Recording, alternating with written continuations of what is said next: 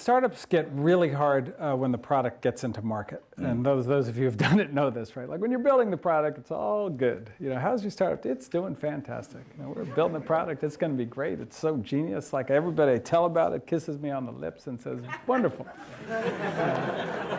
But then you get in market and nobody wants it. Like then it gets real hard real fast. So that's like kind of the first psychological trauma. But the initial skill is, can you build a great product? Can you build a product that a lot of people really want?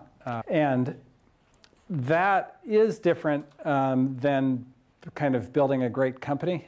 But if you can't build a great product, it doesn't matter if you can build a great company, because you don't belong at a startup, because if you can't build a great product, you'll never get to the great company. And that was actually a big error in the 90s.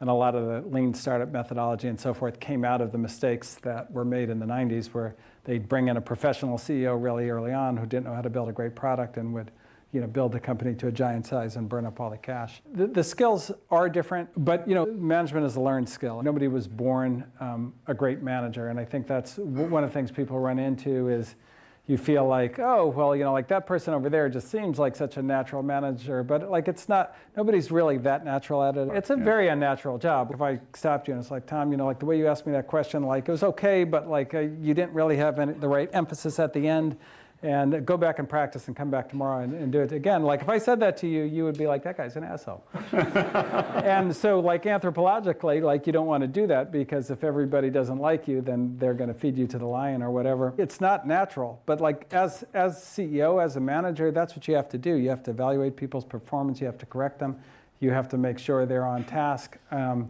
those kinds of motions, you have to learn how to do them, and you have to learn how to do them in a way that everybody doesn't hate you all the time. They're going to hate you some of the time.